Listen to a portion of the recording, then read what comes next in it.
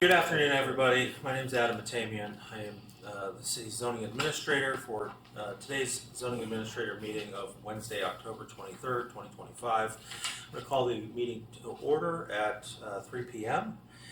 The first item on the agenda is to receive and file minutes for the October 9th, 2025 regular Zoning Administrator meeting. I reviewed those minutes and I do not have any changes to make, so I will move by that those meeting minutes are received and filed. The next part of the agenda is oral and written communications. Is there any members of the audience that are here to talk about an item that is not on the agenda for today? All right, seeing none, we will move on to public hearings. The public hearing process includes a staff presentation, a presentation by the applicant not to exceed 10 minutes, and public testimony not to exceed 3 minutes per speaker. Following closure of the public hearing, the zoning administrator will respond to questions raised during the hearing, discuss the issues, and act upon the matter by motion. Just a reminder for the audience, all information that is being considered here is for the zoning administrator's determination on a request or an item that is on the agenda. This is not a conversation between members of the public and applicants or the public and staff. All communication should be directed to me. If there are questions that are arising from statements that are made, I will clarify those with the applicants. The first and only public hearing today is for the Cates residents and our staff planner, I believe, is Mr. Brzezinski. Yeah. All right. Works for me. Please take us. Yes. Please take us through the presentation. Again, Alexia Brzezinski, Assistant Planner, here to review Public Hearing Project 25-339 for Development Permit 25-353. The development permit is at the project site 908 South Ola Vista. It's a request for a development permit to allow a 675 square foot second story primary bedroom and bathroom and a 223 square foot deck addition to a property that is across the street from a historic residence. The project is located in the residential low zone and the coastal zone. However, it is in the exclusion order, so it does not require coastal approval. The subject site is a 5,700 square foot lot that supports currently a 1,599 square foot single family residence. The single family residence is non-conforming along the interior side yard setback and the rear yard setback. However, the addition is less than 50% of the existing structure, so the non-conforming status may stay. The historic home is located, like I said, across the street at 201 Esplanade. The historic survey for reference is included in attachment 2. Here's the site plan. As you can see in the gray hatched polygon, that will be the location of the second story addition. It is conforming to the 898 square foot addition, like I said, for the primary bedroom and bathroom, and also including a conversion of an existing den to a new office. That does remove some exterior walls, but not, again, past that threshold that would require the non-conforming status to be revoked. The interior conversion is supplemental to adding stairs to access the second story and to include a wall to enclose the new office. Here are some elevations. It's hard to see from here, but the height is within that height requirement of 25 feet. I believe right now they're sitting at 20 feet and some change, so they're well within their right and conforming to that height regulation. It's noted on the keynotes that the existing materials are to be used for the second story addition, so all of that will match. Elevations continued for the west side. Project analysis, it complies with the zoning regulations, consistent with the general plan city design guidelines, is not detrimental to the public health, safety, welfare, or materially injurious to properties improvements in the vicinity.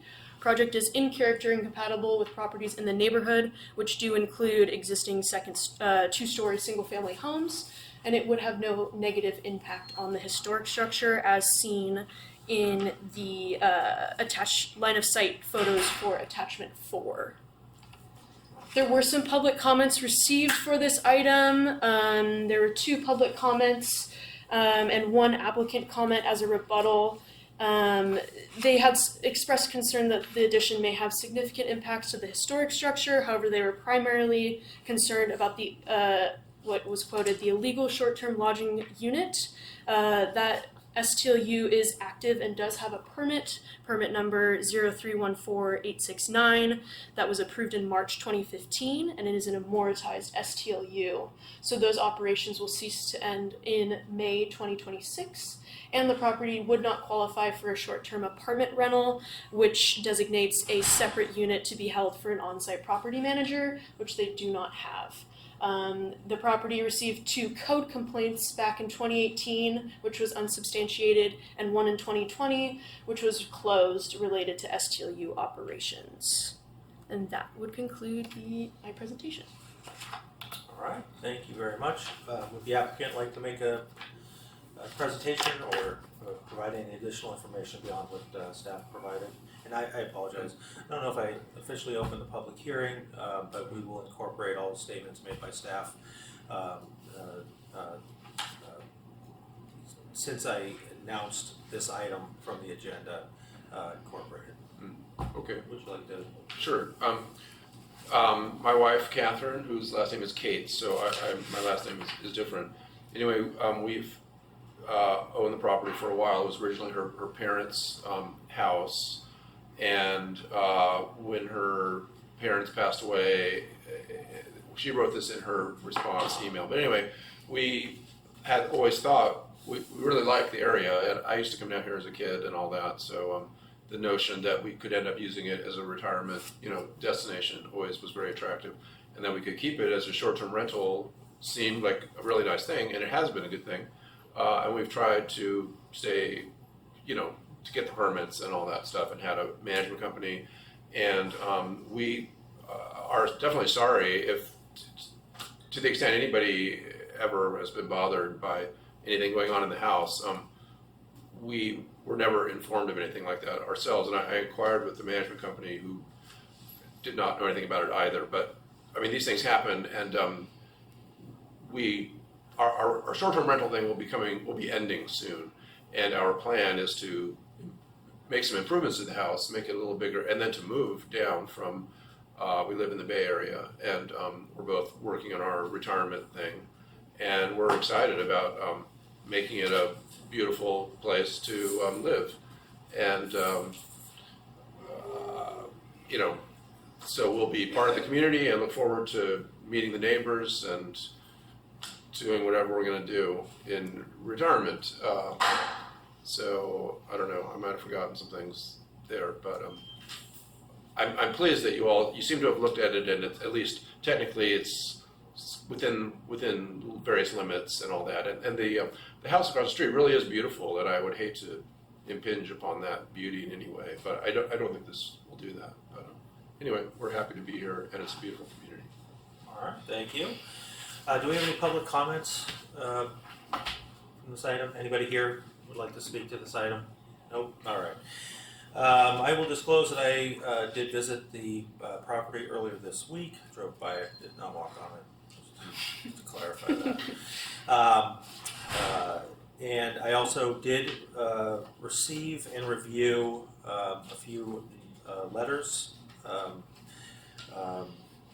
from the public expressing their concern, and then I also did receive your wife's letter providing some context and a response to the letters of concern that were submitted.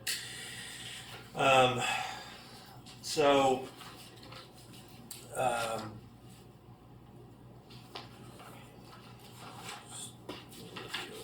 I have any questions of staff.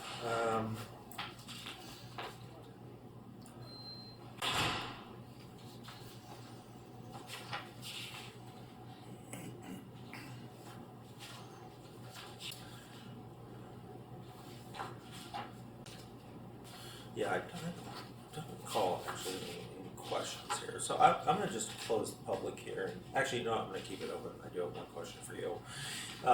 In the letters that were received about concerns on the property, One of the things that they had indicated was that the home has been a short-term rental, which we understand that there could be some neighborhood compatibility issues with that from time to time, and that the concern was that the property should not be expanded. In your in Miss Kate's letter, she indicated that the plan was to embark on the renovation, and from that time on, it would not be rented That's what short term. Does that mean that you anticipate starting this project after May of next year? No, I don't think so. I think we're going to start it as soon as we reasonably can.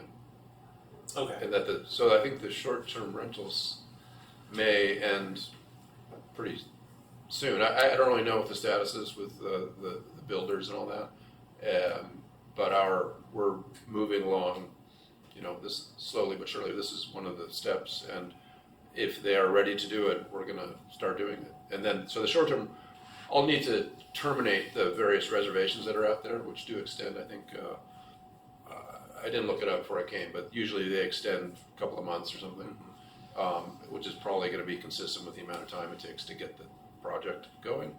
So, yeah, I would say once this hearing is over, I will check in with the builder and see, because if they're really going to get started, we need to terminate the rental thing.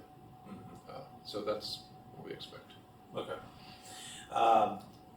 Would you be opposed to a condition of approval that requires the property to not be used as a short-term rental upon the commencement of construction activities? Oh, sure, yes. So you can pull the permit if you begin construction activities, say in a month, which is very, very optimistic, just FYI.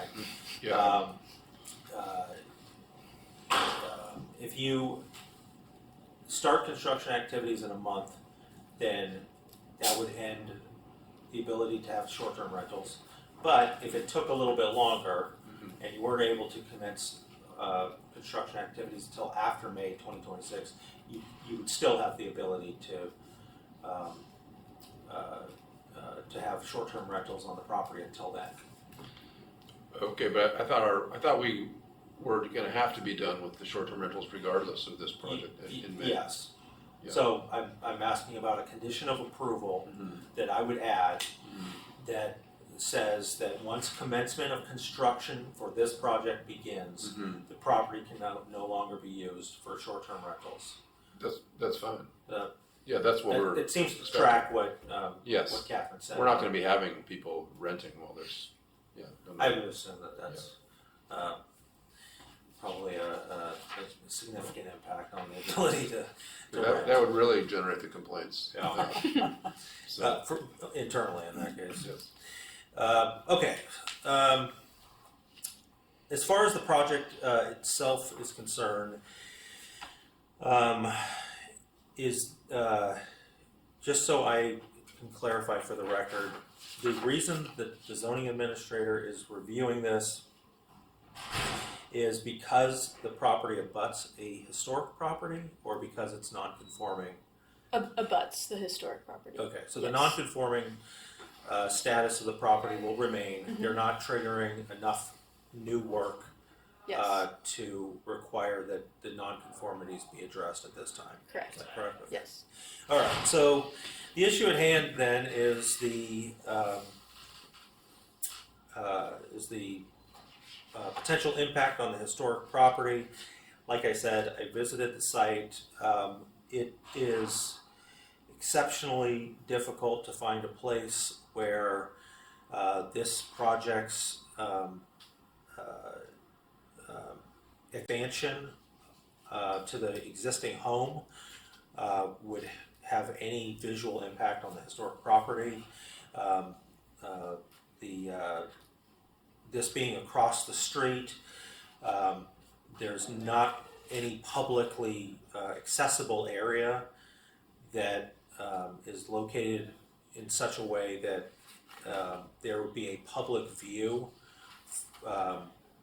to the historic home that this property blocks or in any way diminishes the public's enjoyment of that historic resource. So I think all of the findings that are provided for in the draft resolution can be met. Specifically that the project is consistent with the city's design guidelines and that the project will not be detrimental to public health, safety, or welfare. And then reviewing the plans, proposed project is in character and compatible with the properties in the neighborhood, and that the addition does not significantly alter the neighborhood street scene. And so for all of those reasons, I will close the public hearing and determine the project categorically exempt from the requirements of CEQA pursuant to CEQA Guidelines Section 15301 and adopt Resolution ZA 25-020 approving development permit 25-353 Kate's residence subject to the attached conditions of approval as modified. And the modification is a new condition of approval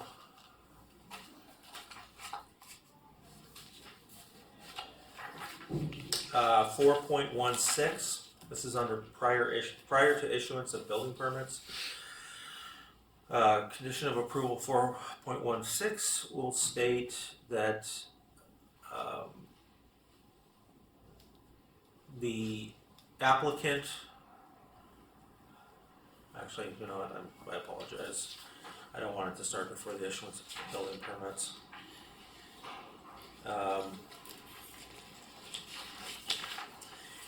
Let's do a new section 5.0 prior to construction. And the condition will be 5.1 and state prior to the commencement of construction, the applicant shall cease operating the subject property as a short-term lodging unit and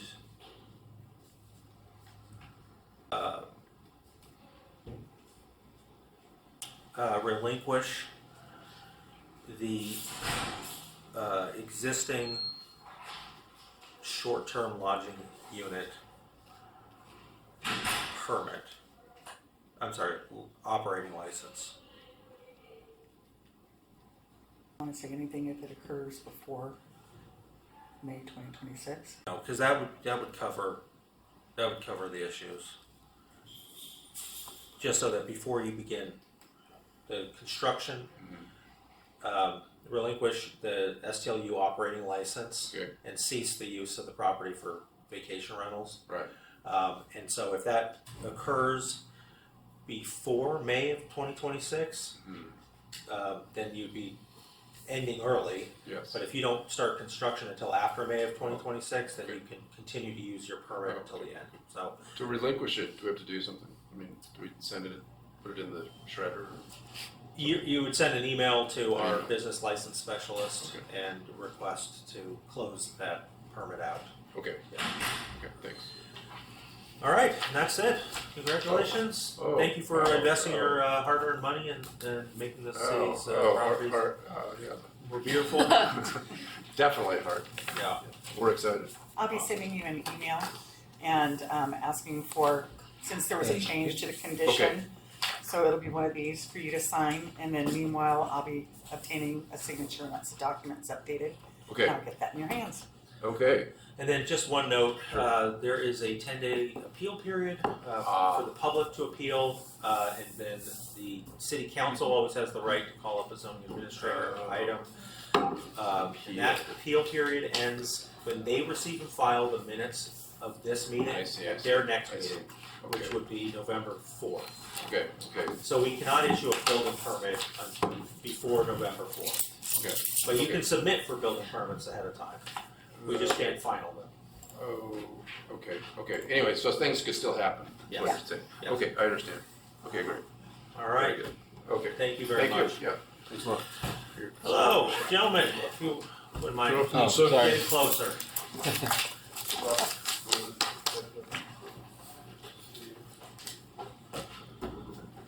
Next to you. Yeah.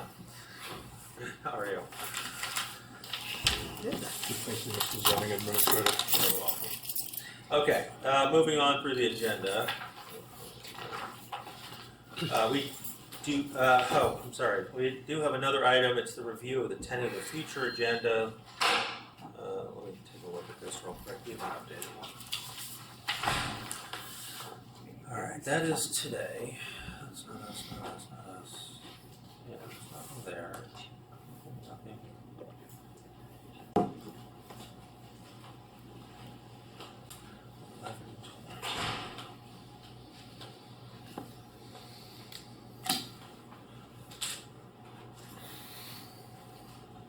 Okay. I have no changes on the tentative future agenda, so we will move that along. And now we're at old business. We have one item, and it is the Bona Forchetta Restaurant 4-month review. Mr. Carrillo is our staff planner. Yeah. Take it away. Yes, David Correa, Associate Planner. So this is a restaurant that we've been monitoring. We last came here to the zoning administrator in June 4th. And just to rewind a little bit, the restaurant received approval under a minor conditional use permit for an shared parking arrangement and beer and wine for this subject restaurant. And so the previous meeting here, or update to the zoning administrator, was a 12-month review. And at that meeting on June 4th, staff reported to the zoning administrator that the restaurant was in compliance with conditions of approval. There was one condition that was not being satisfied, and that was one that requires that outdoor storage is not allowed, and specifically for some firewood and propane tanks that were in the outdoor seating area. So the zoning administrator directed the restaurant and staff to work something out, and I'll say now that we still have yet to come to a resolution, so we have to still we'll go into that. Yeah. And at that meeting, the zoning administrator also received numerous public comments related to parking congestion along Avenida Santiago, employees parking near the restaurant, residents at 1010 Santiago having multiple cars and parking on the street, parking in front of red curbs, idling vehicles in the adjacent alley, customers waiting on the sidewalk to be seated, and the maximum restaurant seating being exceeded. So because of those concerns, the zoning administrator asked to come back for a 4th-month review, which is where we're at today. And there was some direction to staff to work with the Orange County Sheriff's Department to review parking conditions and enforcement. There was direction to work with the city's traffic engineer to look at line of sight concerns and the possibility of adding red or green curbs, and also to work with the city's code enforcement officers to monitor the seating at the restaurant. So the report, starting with the Orange County Sheriff's Department, they did have one parking ticket near the restaurant for a red curb violation. They also did have one service call for a hit and run of a parked vehicle in front of the restaurant along El Camino Real. That concludes that report. Regarding the traffic engineering update, traffic engineering staff did discuss the red curb and green curb idea with the property owner. They reviewed the feedback from a tenant survey they had done in the past, and they went over the difference of opinions. Traffic engineering at the moment, because there haven't been any recent complaints related to line of sight or issues related to the red-green curbs. Traffic engineering is recommending no changes at the moment, unless they're directed by a decision-making body to do so. Moving on to the code enforcement update. Code enforcement did go out to do some seat counts on some dates here, and they were in compliance with seating, except for one night on October 9th. 44 indoor seats were counted, where 32 seats is a maximum. And then just to note here that the maximum outdoor seating is 16, which they were in compliance with. And again, the outdoor storage item, staff in the restaurant still have to work that out to figure out a more decorative solution for the screening of the propane tanks and firewood. So this concludes the report, and staff recommends that the zoning administrator receive and file the report and direct the permitting and staff on any necessary follow-up action. Thank you, Dave. Would the applicant's team like to make any, the business owners team like to make any statements? Just for the record, this is not a public hearing, but I do intend to hear from anybody who would like to share their thoughts on this. We got this to get like a situation for the. Yes. Can you please state your name for the Yes, record? Matteo Cattaneo. I'm the owner of the restaurant. So we got bids to get something that it could hide and not impact the view. So I think the best thing and the most durable and the less also like the most health department friendly is a vinyl solution. So we are gonna have a nice cover up, and we already got bids to do the job. So I think that will be the best solution, not to get like Screening the firewood. exactly. So it will be covered up, it will be like enclosed, and it will be like screened by the public view. We could add maybe later some of these fake kind of like greens to make it even more appealing, let's say. And that is something we just need to like start on, and it's gonna be done very very soon. We were just we also need to be sure the HOA approves since we are part of an HOA, so we need to submit the design and then get the review and approved. So if nothing goes wrong, we are gonna do that right away. As far as the one night we had the count wrong, we hired 2 new guys, and by mistake they didn't really were put up to the. We have a lot of text messaging going on that night, very upset on why that happened, and we are sorry for that thing. I think when they say that there was not improving, I think there wasn't improving. I think I don't think nobody parks that I know of the guys in the parking lot under the structure, so none of our employees, unless I don't know, and I would be very very upset about Joe. I think he's doing a very good job on trying to keep up. So sometimes we can control the curb in front of the restaurant, but if they are behind the corner, just park out there. We try to always tell people don't park, or like you gotta leave, or like if we see something. But sometimes if they either right there behind the corner, it's not really easy. I think even showing by the numbers, we were like affected deeply, and it's okay. I think we could still find a little compromise, but we don't want to impact the community, so we are and we are like willing to work continuously and do whatever we can. Hi, my name is Nick Buchanan. I'm the landlord at the Buona Focchetto restaurant. I just thought I'd at least chime in and clarify a couple of things. Wanted to clarify the order of the seating. My understanding is that the order of the seating, you were slightly over, because initially when we had this hearing, I know I checked a couple of times, it had dropped down to 48. Yeah. I think it was over, but then after that, your code compliance officer came and checked after that incident, and then you were back down. And I think he's been twice since then, and they've been at the correct seating number. Is that correct? That is correct, yeah. Okay. I forgot to mention that, yes. And we actually did have staff go out yesterday as well and confirm.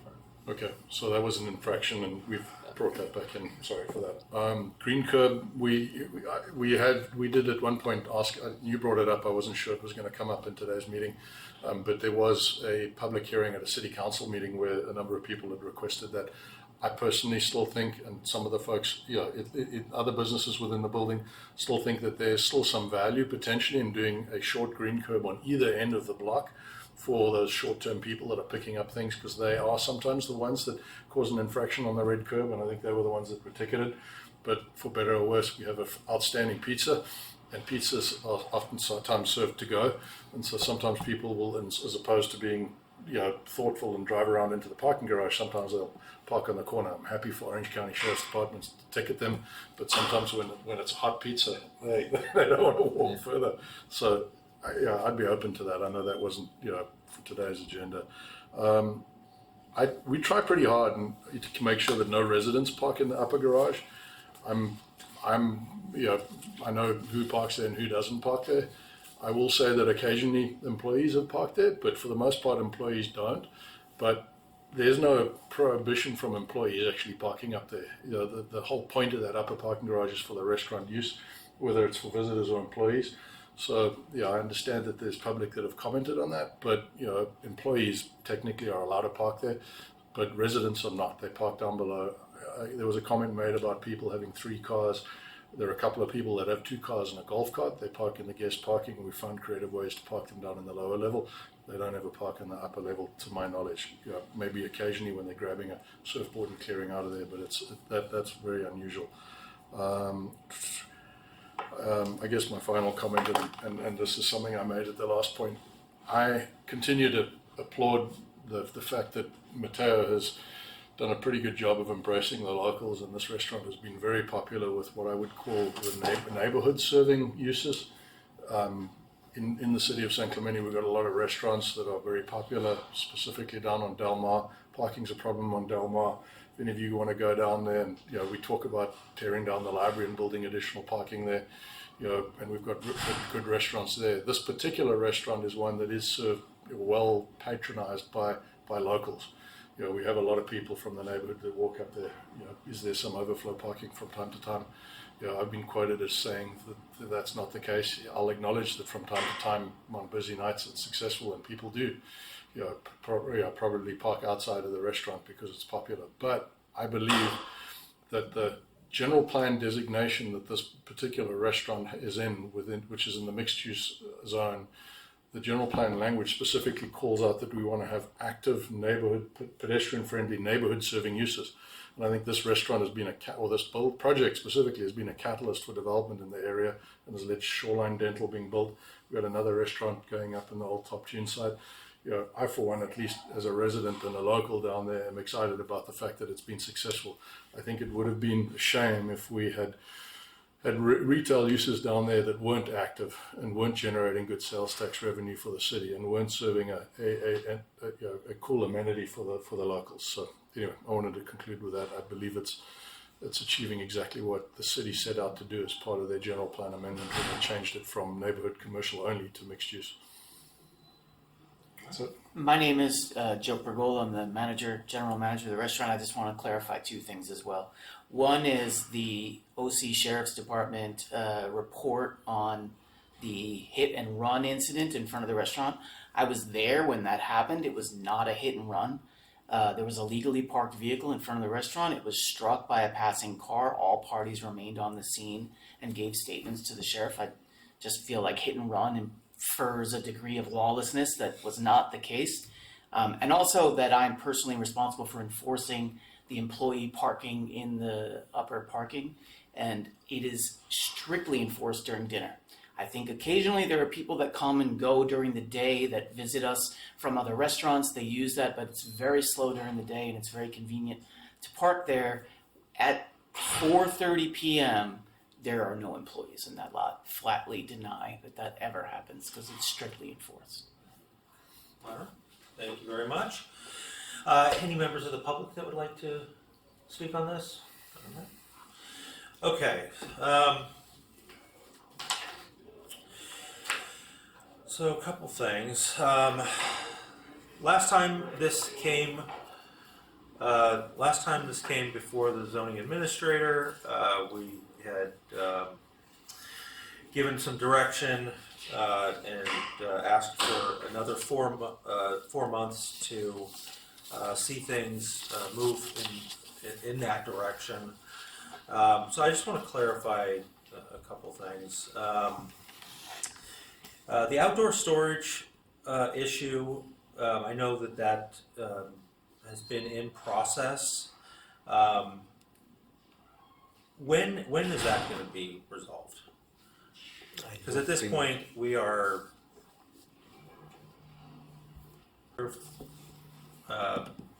5 months? From June. 5 months from the first time we heard this? Mm-hmm. Yeah. How many more months is it going to take to just get that issue resolved? Give us like 3 weeks. Okay, so we're close. All right. And then the other outstanding issue was the restaurant seating. I know that there were some other things, and we'll get into those in a second. Okay, so staff identified staff observed more seats indoors than what's allowed on Friday, October 3rd. Is that correct? Were there any other Oh days? yes, Friday, October 3rd. I see some other complaints that were submitted. Were there other days where staff observed the over occupancy? No. Okay. How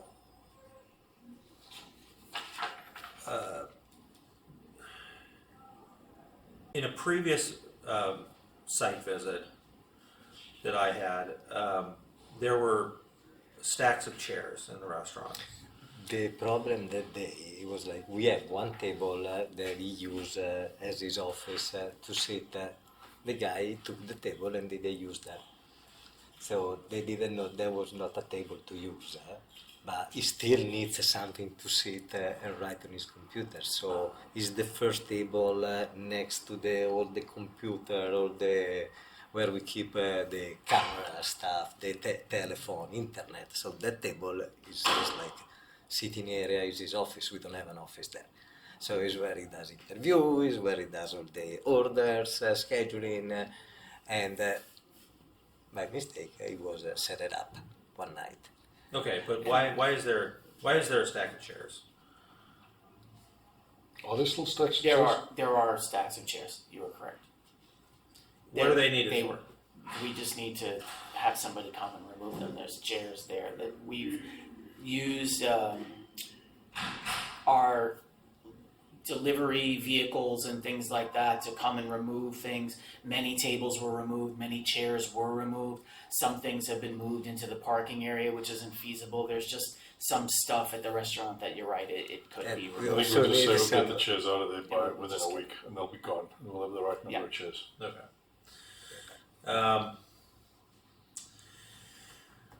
Let's see.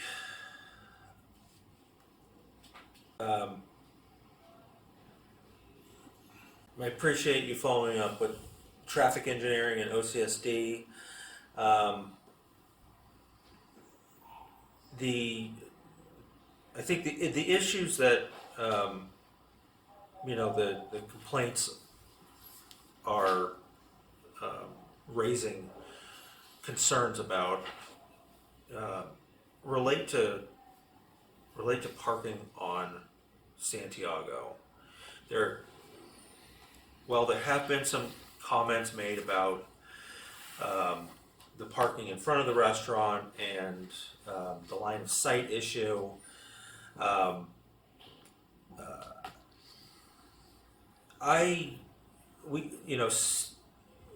City staff has reviewed this. I have received information about this. I've directed city staff to coordinate with OCSD and traffic engineering. David, does it suffice it to say that between OCSD and traffic engineering, we are not identifying any significant issues of public safety. Correct, from the reports. I agree, Okay. yeah. That if there is a change of curb color, we would be addressing a rather small aspect of the project to functionally just make it easier for somebody to pick up a pizza. Is that fair enough? Okay. Yes. Since this is not a public hearing, there's no application before me. This is not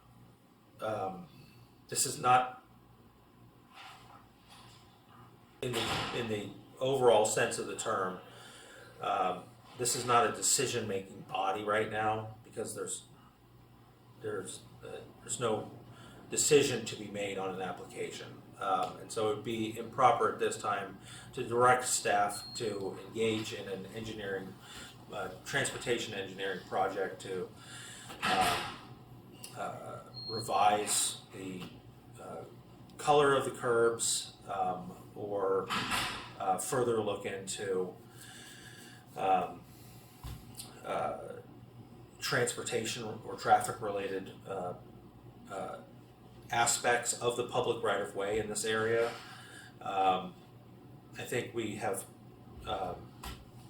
worked with our staff enough to indicate that there is at least a desire potentially to do some of these changes. If there is, from the building owner's perspective, a desire to add some green curb, I'd be more than happy to have staff follow up with engineering and initiate that process. I just want to be hyper focused on what we're actually here to do, and that is to review the Bona Forchetta restaurant for its compliance with the conditions of approval. I understand that the neighborhood does have some concerns with the impact of the neighborhood. However, the business's requirements are such that they are required to comply with the conditions of approval of their permit. And so it would be improper at this time for me to direct things outside of that scope of review. I did read Ms. Fraser's comment letter, and I did look over the comment letters that were submitted previously on this review, and I think that there's definitely some issues that would need to be discussed related to the seat count. Ultimately, I think the issues here are one of occupancy within the restaurant. While there are many paths that could be embarked on to increase seating count or address, how the flow of customers works outside of the bounds of the minor conditional use permit,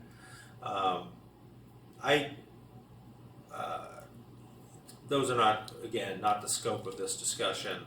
What we're looking at is maintaining compliance, and I think in staff's review of this matter over the last 6 months or thereabouts, we have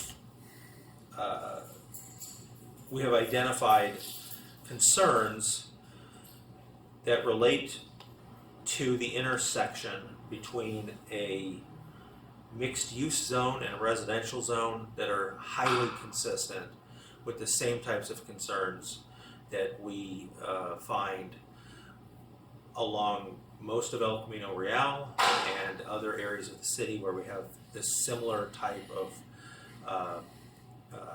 I'll say, transitionary area between a zone that allows commercial uses and a zone that is strictly residential. Understanding that it's really within the first block that it transitions into a residential area where, generally speaking, only residents are going. The general plan, as Mr. Buchanan indicated, does absolutely talk about making this a vibrant, pedestrian-friendly area. The general plan also contemplated the potential uses within the zones, and which inherently requires the contemplation of how those two zones are going to work together.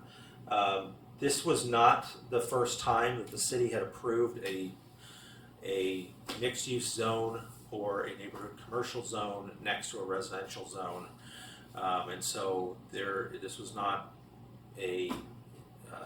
nobody was looking at this with fresh eyes. We were looking at this from the perspective of the existing pattern of development along El Camino Real, understanding that parking is going to occur in residential areas that are adjacent to commercial or mixed-use zones. Restaurants are specifically encouraged by the municipal code in that there are very few allowances for free seating that is not accompanied by additional parking requirements. To provide outdoor seating and not to be required to provide additional parking for that clearly indicates that there's an incentive for restaurants, because they're really the only type of business that provides outdoor seats.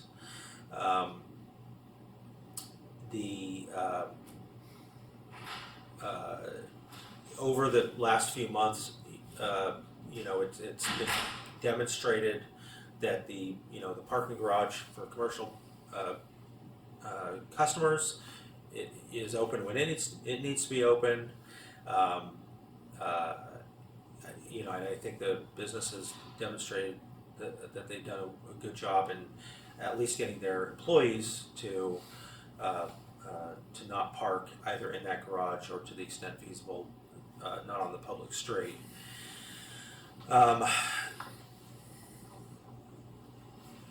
In the latest comment letter, there were some statements about the relationship between the conditions of approval and the intent of the mixed-use zone. I do want to clarify that, because I think it's important for the public to understand that the intent of the city's zoning is to carry out a certain level of performance for various areas of the city, meaning what the land within each zone is and can be used for.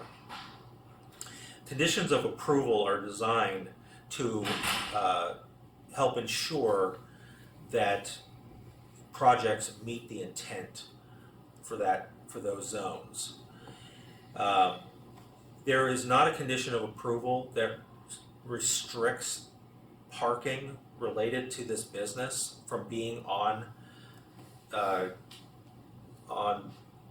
Santiago or any other residential street, because there are no examples within the city of times where the city prohibits parking on public streets, with very few exceptions, none specifically related to this type of situation. To say that people parking on the public street is detrimental to the public health, safety, or welfare would require evidence that that the business is actively pursuing some type of parking strategy to have people park on the public street, and that the way that that parking is conducted is in an unsafe manner. The public right-of-way belongs to everyone, whether they're associated with a business or not. Everyone has the right to park on the public right-of-way. When this, the only time that is not the case is when you have private streets that are managed typically by HOAs.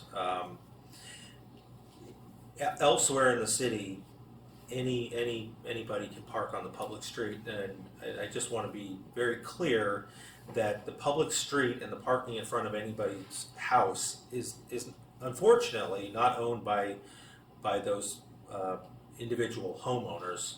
The individual homeowners have all been required to provide their own garages and driveways that they can park on, and while it may be undesirable for people to park in front of somebody else's house, unfortunately that is not an issue that is germane to the Bona Forchetta restaurant. That is an issue that the city receives hundreds of complaints about throughout the city, and some of those complaints relate to homeowners parking in front of other homeowners' homes, not even related to a business that is located in a commercial zone or mixed-use zone that is directly adjacent to the residential zone in question.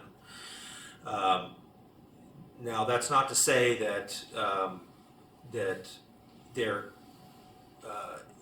could not be impacts from the business onto the street,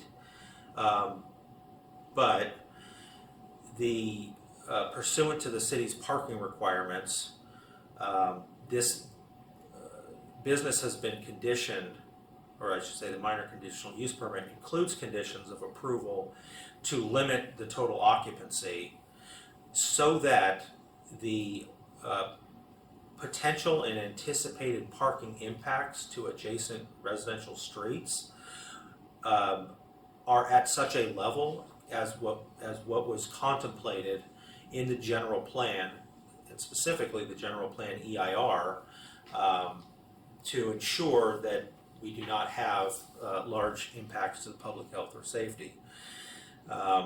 So for me, the issue at hand is the occupancy. This review has been going on for 6 months or so, which I think was appropriate to give the public, staff, the business, property owner, everybody involved time to fully investigate all of the issues here, look at some of the best management practices that could be incorporated, refamiliarize everybody with the conditions of approval, and I appreciate all the work that's been done on that front. But I don't have any intention of continuing this on, and with that, I will say that it's unfortunate that there was still an issue of over-occupancy. Previously, I've heard the comments, and I understand that once in a while, something's going to happen. It wasn't occupancy, it was unset seats. There were not more than 32 people in the restaurant, and I'm sure the people that came would corroborate that. They came very early, right after we opened, and there was some shuffling around at some tables, but there were not 33 people in the restaurant. We'll take all this. That's fine. We'll take I everything. understand Yeah. that.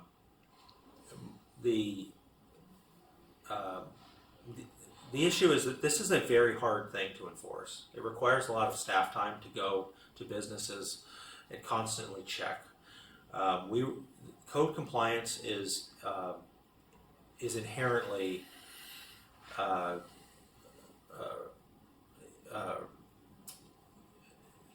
responsive to public complaints. We have probably 150 businesses in the city that have some type of alcohol service, live entertainment, probably another 150 or so that have some other special conditions of approval related to how the operations of the businesses work.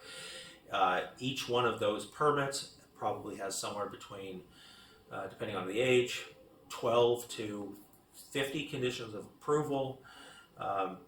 You add that to every other type of business that's around town, it would take a single person probably 12 years to go through every business and every property to ensure compliance with every single condition of approval.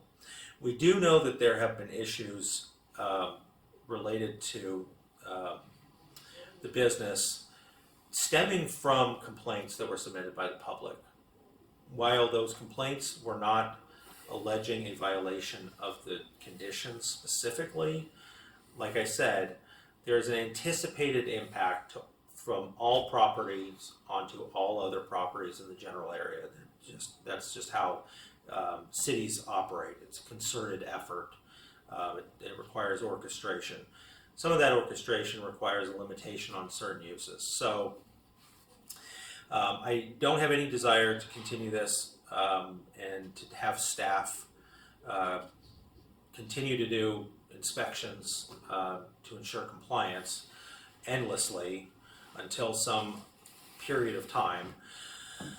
What I will do is, since this is not a public hearing, I will say what my determination is on this item, and I will work with staff to have this reflected appropriately in the minutes. But simply put, the minor conditional use permit required a 12-month review of the business's compliance with the conditions of approval, and that has been conducted. The review was conducted over a few meetings where there was information requested by the zoning administrator, and there were some issues of noncompliance that were identified.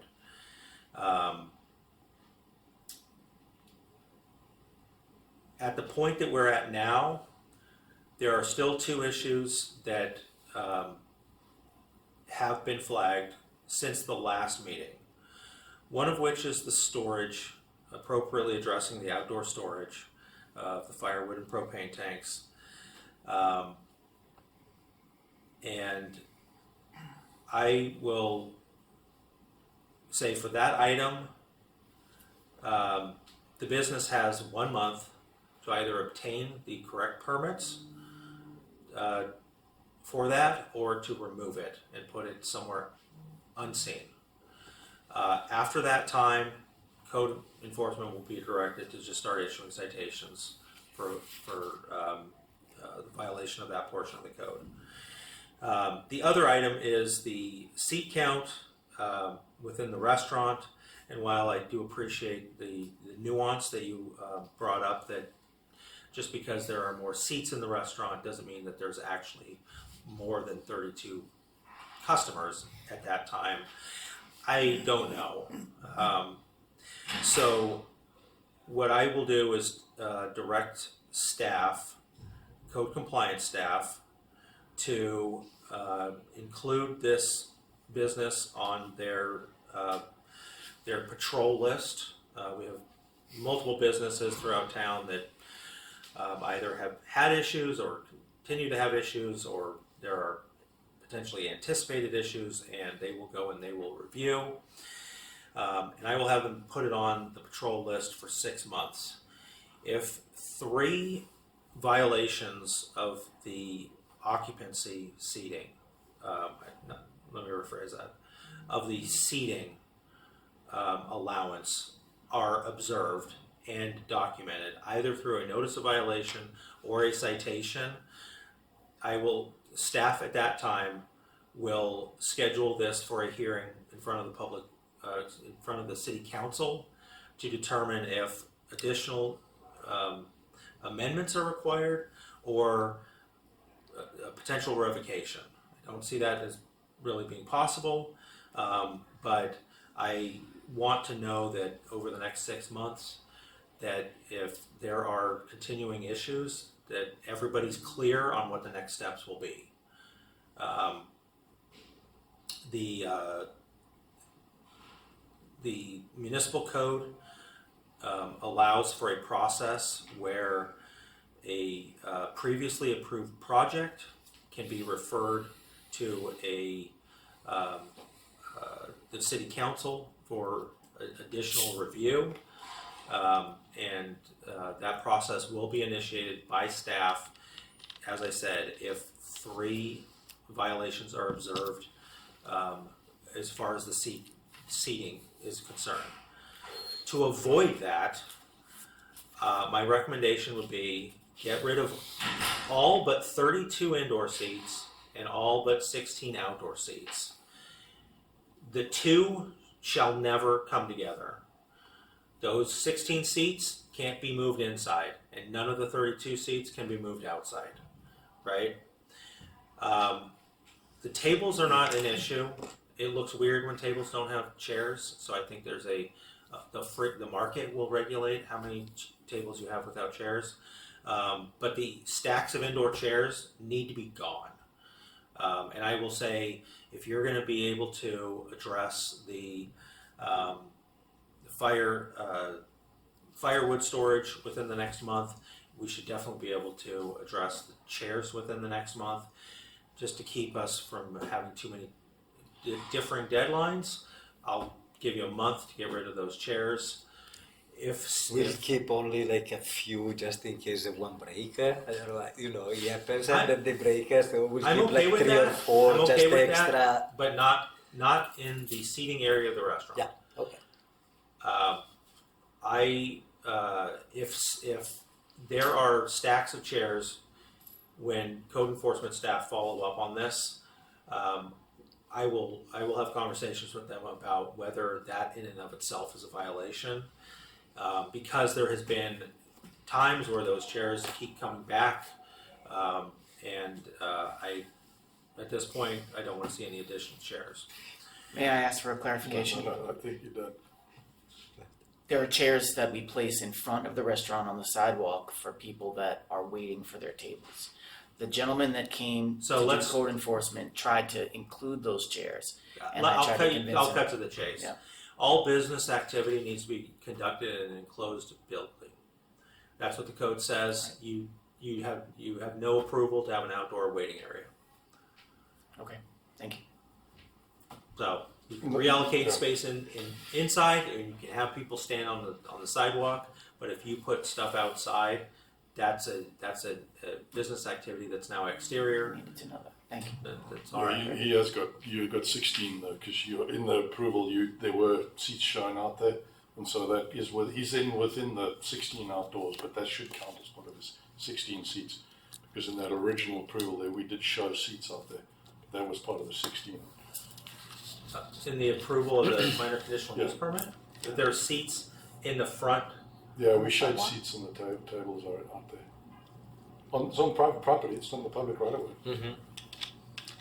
That is still not on the sidewalk, so it's like we have the little part of the curb that is still like inside the limit, and they put like 3-4 chairs there for like old people or like if they come.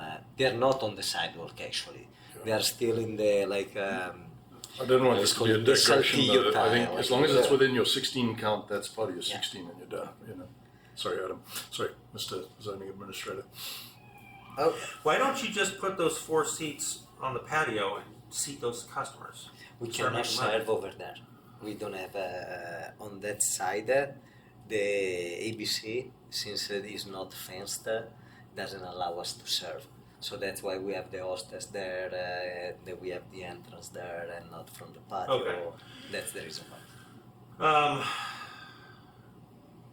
But if we This- donate benches to the city to put on the side, I'll just say, 32 indoor seats, 16 outdoor seats. As long as the outdoor seats are consistent with previous approvals, then that trumps anything that I can say here. okay. Some additional seats on site, I don't have an issue with that. Things break, not in the restaurant, not in the seating area, not somewhere where a member of the public can just go, oh yeah, we need an extra seat here. We have got to maintain the limit here. Part of that also is just a demonstration of what the actual impact will be over time to street parking, maintaining those limits. Right now, and previously, I don't think we really have that information because the residents have experienced a certain amount of parking on the street. City staff has experienced a number of letters of concern and complaints that are received, but that was all kind of during a time where there were too many seats. So I want to get us back to what it looks like when the conditions are actually maintained. I believe the last couple months have been much better, especially since we started this process, so I encourage that to go forward. But like I said, this will be on patrol by staff. If they observe more seats than are allowed indoors or outdoors, and they document it 3 times through a typical form process, this will get referred to the city council. I will not indicate how often they come or when they come, but just be aware that they operate 7 days a week, Thursdays through Sundays. There is somebody typically working from 7 a.m. until 1 a.m. So I'll leave you with that. Are there any questions? Anything else, other statements that we can address at this time? All right. All right, well, with that, Thank you. thank you for continuing to work with us.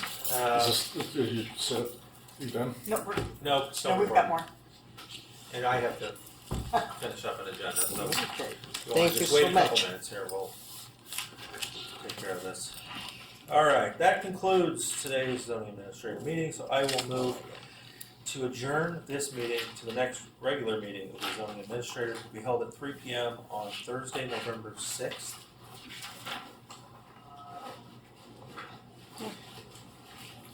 Yeah, council is. Oh. Yeah. That's the next meeting. Yeah, do you want me to just cancel it? The notice was I usually just cancel them. Do a notice of cancellation. Alright. I mean, if you wanna jump forward, I can do it as an adjourned. The next meeting will be held at 3 p.m. on Thursday, November 6th, 2025, unless otherwise canceled, at the Community Development Department, first floor community room, located at 910 Cayo Negocio, San Clemente, California.